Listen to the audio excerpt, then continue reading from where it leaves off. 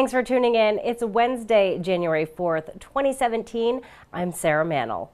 Are you or is someone you know interested in a career in law enforcement? We have details about an upcoming civil service exam. Also, we find out about how the Barnstable Municipal Airport deals with snow and ice over the winter. Barnstable High School staff want to make sure kids are not overscheduling themselves. And we have so much more on today's show.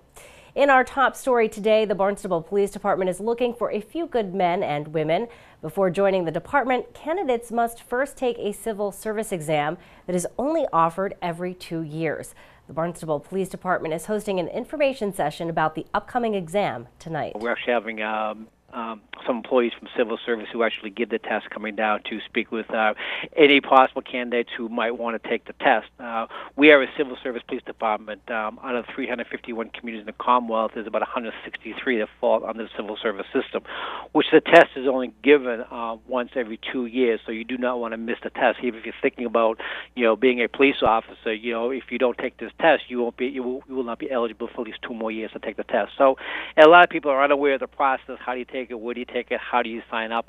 And all that information we'll be giving out tomorrow. And this test is what they've done recently is they combined the civil service test with also a test for the Massachusetts State Police. So when you come in and you take the test, you not only be taking the test for the municipal police departments, but you also be taking the test for the Massachusetts State Police. McDonald says exam candidates must be 21 years of age and have a high school diploma. The civil service exam information session will be held tonight from 6 to 8 at BPD headquarters on Finney's Lane.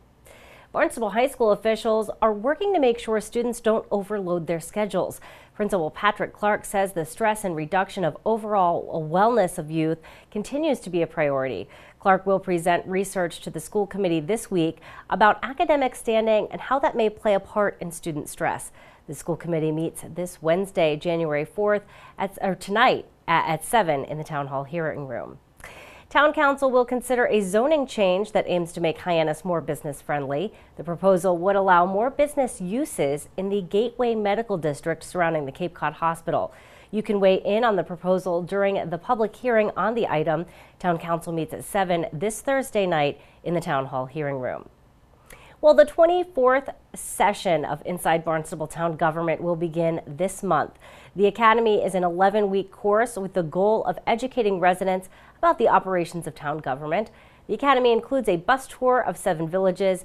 The classes conducted are by town staff, and it includes some interactive learning experiences. The classes will be held Tuesday evenings from 6:30 to 9 and begins Tuesday, January 31st. The program is free of charge and open to anyone who resides or works in the town of Barnstable. Applications are available in the town manager's office.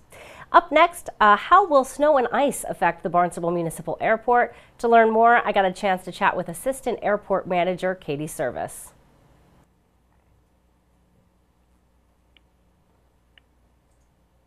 It's officially wintertime, and that means snow and ice season. We've talked before on the program with DPW Director Dan Santos about how they deal with snow and ice. But joining me today to talk about how the Barnstable Municipal Airport deals with snow and ice, we have Assistant Airport Manager Katie Service. Katie, I cannot imagine what it would be like to try and take care of some of that snow and ice at the airport. A big job over there, I can only assume. It definitely is. We actually have a pretty small crew that deals with our snow and ice events. And depending on the storm, depends on how long they're out there and how quickly they get the snow removed from our runways and taxiways and open the airport up for our airlines to operate to and from the facility. Now, how often, Katie, does the airport have to close in events of snow, and what kind of event would cause a closure? Well, it really, again, depends on the snowstorm. Typically, what we try to do in any snowstorm event is that we have priority areas that we identify. So we have a typical priority 1 through 3. Priority 1 areas are areas that you would consider to be areas that are available or need to be available to the airlines first and foremost. So what we do is we identify, based on the winds, the runway and parallel taxiway to that runway that really needs to be open so that companies like Cape Air and Retric Shuttle can operate even in the storm if they're still having flights to and from the islands. So we'll dedicate our staff to typically clearing one of those areas, runways and taxiways, and then the main apron. At the same time, while we have a crew that's out on the airfield, we also have a crew that's on the street side. So they're cleaning and prepping the access roads so that customers can get to and from the parking lots and into the terminal. Yeah, wow. We didn't even think about the access roads, really. I was just thinking about, the runways, the access to the gas station for the airplanes. So, that's something I didn't even think about. It must be really interesting, too, to deal with some of the things. I know when you have a big storm, so flights out of Boston will cancel. Do closures in other airports affect you at all when there's a big storm? They do. I would have to say if there's a closure on Nantucket, the Vineyard, or Boston, that's definitely going to affect the flights that are typically operating out of here. But you have to remember that we also have a lot of charter flights that come into the airport. The other side of Retrix Shuttle is Retrix Aviation, and they have a lot of charter flights that are going all over the world internationally and to other destinations that our air carriers do not go to. So they're still operating. So we need to work with them as well and make sure that we have the runways open for them. And sometimes, again, depending on the storm, the best thing might be to close. There's two reasons why we might close. One, the storm is so bad that nobody's operating anyway. We check with our tenants. If they're not operating, we'll just close down the runways, get our folks out there clearing the surfaces as quickly as they can. The other reason is whenever you have vehicles out on the airfield and you have aircraft that are operating, there's always a time where you just have to be cautious about both those activities happening at the same time. So for us, it's if it's a closure because there's nobody that's operating, it's really the storm is so bad, it's a good time for us to just get out there and get all those surfaces cleaned, and it makes it easier for us. We don't have to constantly contact the tower for clearance onto the runways or taxiways. We just go out there and take care of the surfaces.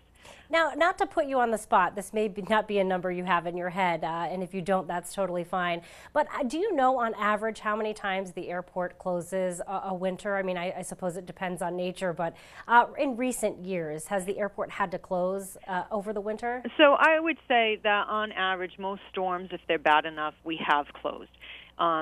It can be anywhere from an hour to 4 hours. The most recent storm that we just had a couple of weeks ago, where the storm started at 4 o'clock in the morning, we did close from 4 to 7. So again, it depends on the storm. We try not to close if we don't have to. If the storm's light enough, then we won't. But again, it's nice to be able to have the area that our guys can go out, just clear a runway, clear a taxiway, and get it clear enough so that we can open it as soon as possible. The whole key point is getting that runway and taxiway cleared to FAA standards, meaning that you can see all of the signs, they're all visible, all of the entrances to the runway are cleared to the satisfaction of being able to allow an aircraft to go in there and take off. So we have some prerequisites boxes that we have to check off, if you will, to make sure that from a safety standpoint, it's all set. And sometimes that takes time. Yeah, and of course, like you said, you're following someone's guidelines, so really important for safety reasons to make sure you check all those boxes, so to speak. If someone's using the airport and maybe has a flight scheduled and a storm comes up, where can those individuals check and find out if the airport is open or closed? Well, I'm glad you asked that. One of the things that we changed over the past year and a half is, first of all, we meet with our tenants before snow season and we meet with our tenants after snow season. So we meet with them for two reasons. One is basically we say, what went wrong?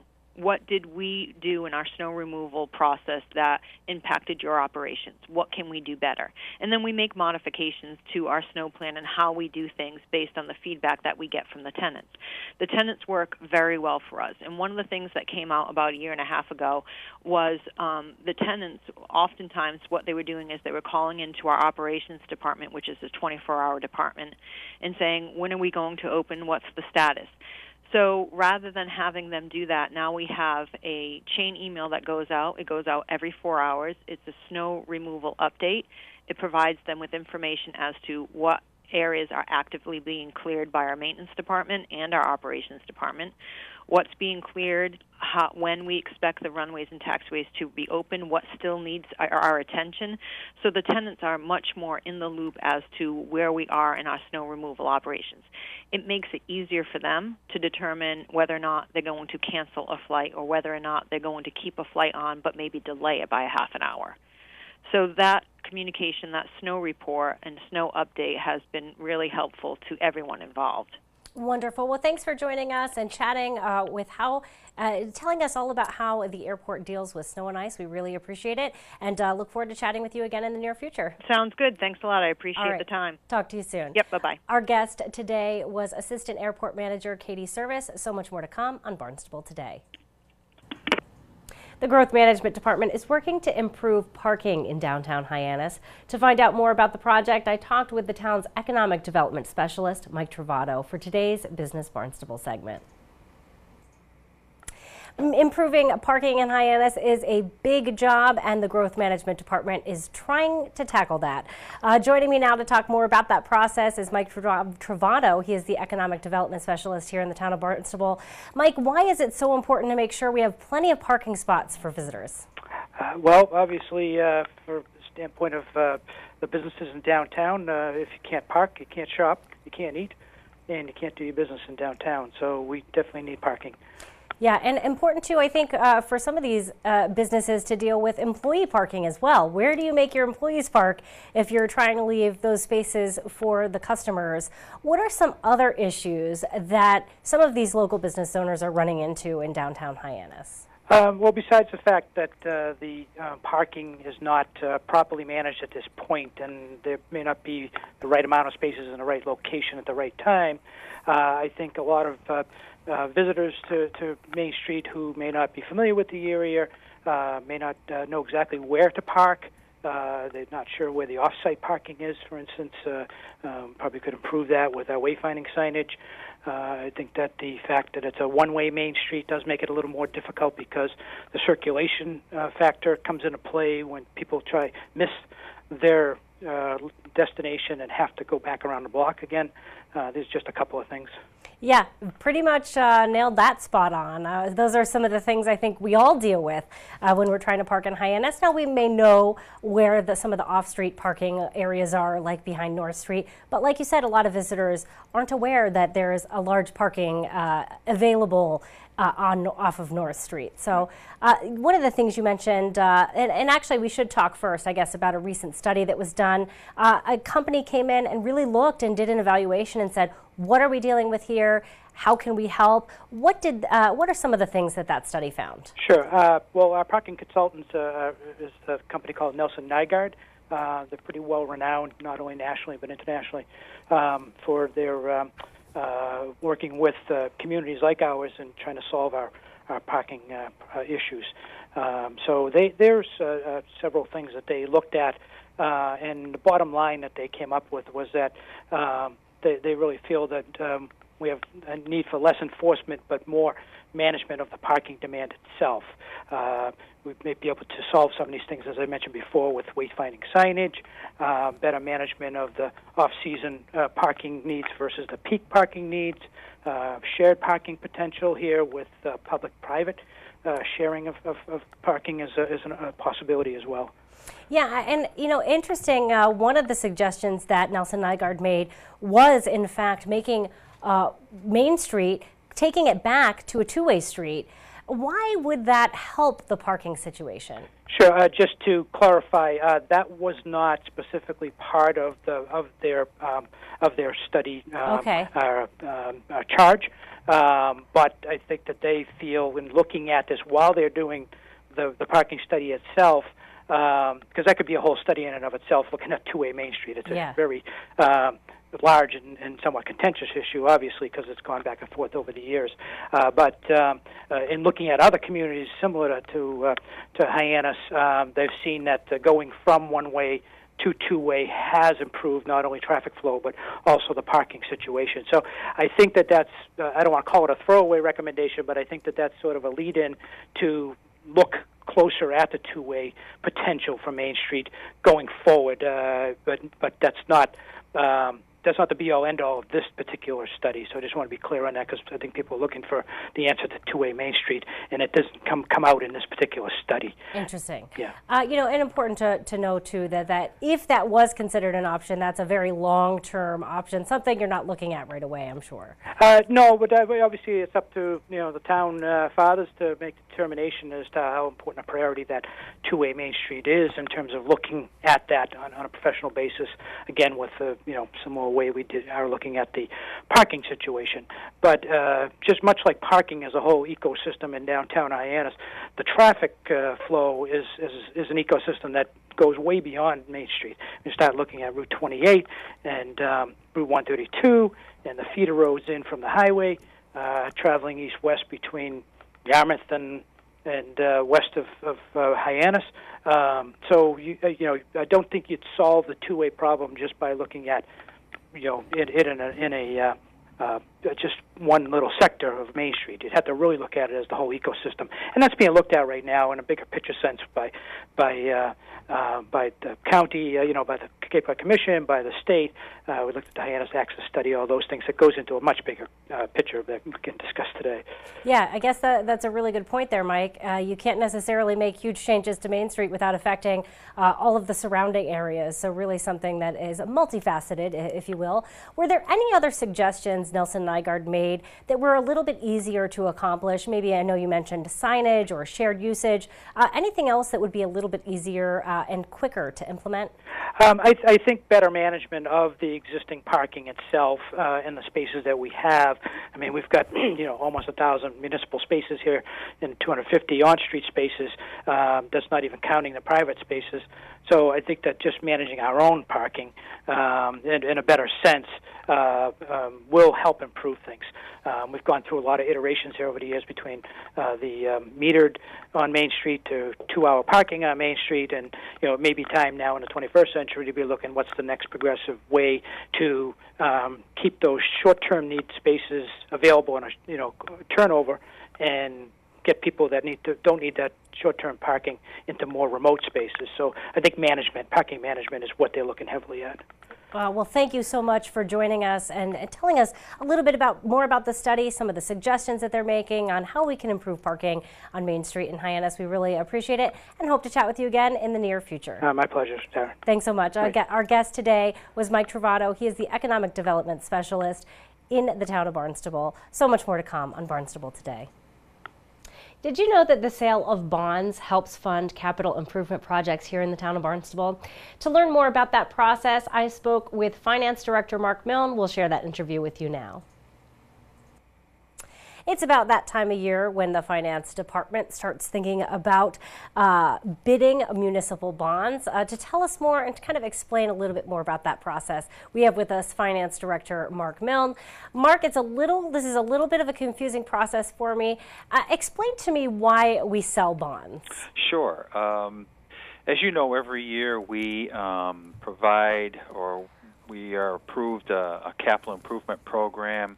And many of the projects included in the approved planning are large projects in nature, which require us to go out and take a loan out, in essence, to finance the construction of that project. And a loan in the municipal environment is known as a bond issue, or municipal bond issue. And so every year we collect what authorizations we have voted by the town council to finance the capital program and put together a package that we then put out to bid to the mostly institutional investors buy the bonds that the town issues.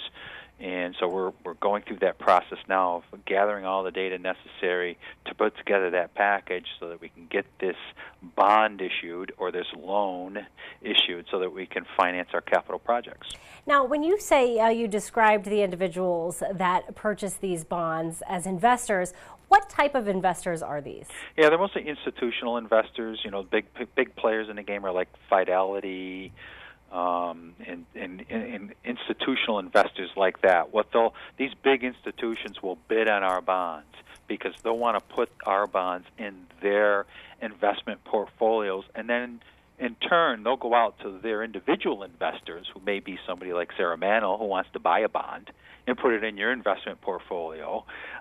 So you would go to Fidelity Investments and say, hey, I want to buy that Town of Barnstable bond, and invest in that. And so you would have to go to Fidelity. We don't sell bonds to individuals like ourselves. We go to the big institutional players, and then they in turn repackage all those municipal bonds and they sell them to individual investors and pension plans and things like that. Interesting. Okay, the picture is becoming slightly clearer for me. So this is when that bond rating comes into play. Where is the Town of Barnstable's bond rating right now? Yeah, we are currently at a AAA bond rating, which is the highest you can receive with a stable outlook.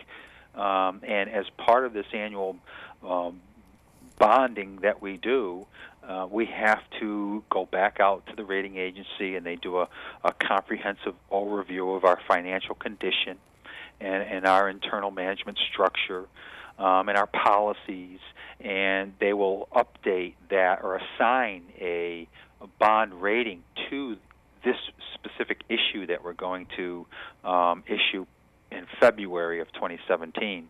And they'll also express or assign a rating to all of our currently outstanding debt. Wonderful. How long has the Town of Barnstable had that AAA bond rating? It's been quite a while, I think. I believe we're almost 10 years now that we've had the benefit of having the AAA bond rating, and theoretically that leads to lower borrowing costs. Similar to an individual, I think of the individual, you and I, a credit score would be assigned to us as individuals, and I think the highest that can go is about 850 on this FICO scale they use. And so it's equivalent to us having that highest FICO score of like 850, anywhere from 840 to 850 range there, and you're considered a prime candidate for lending money to. And that's what that means. So we're considered a prime lender, and so that should translate for us into lower bids or lower interest rates on the debt that we issue.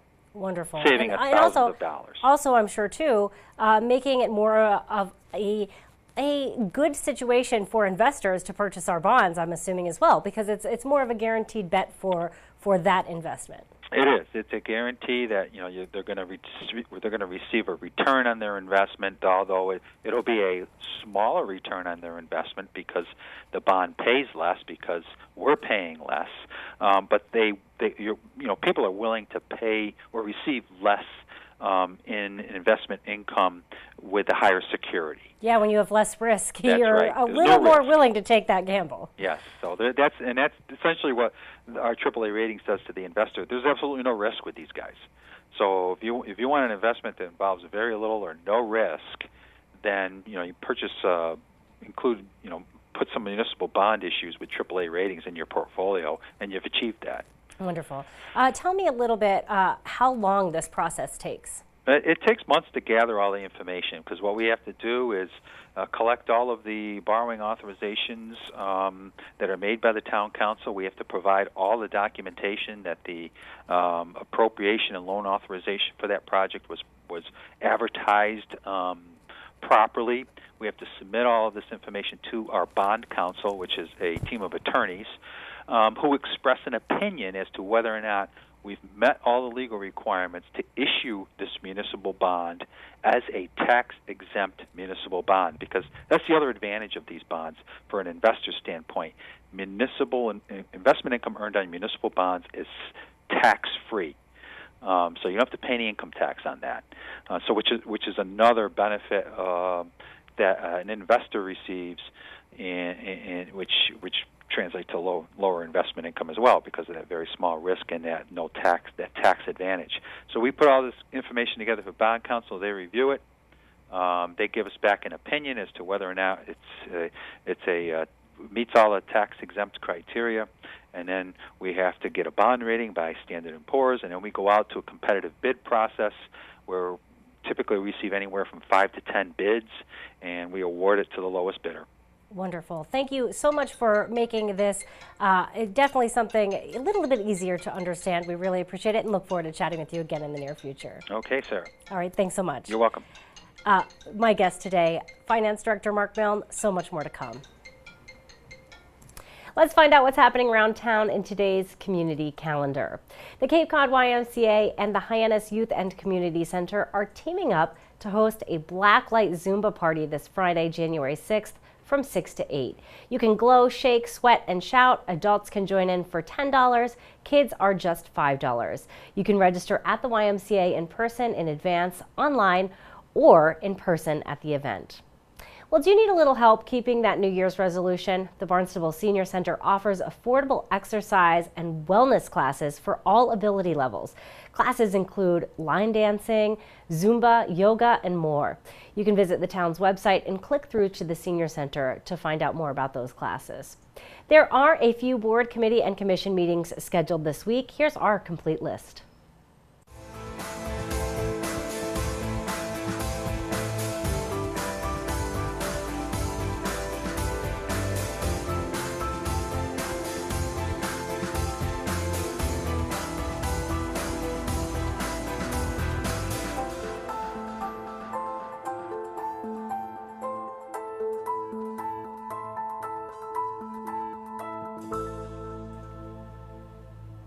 Thanks for tuning in today. On tomorrow's show, we will chat with State Senator Julian Cyr. We'll talk with the Town Manager Mark Ells, plus we'll have all the news and information you need. For Barnstable Today, I'm Sarah Mantle.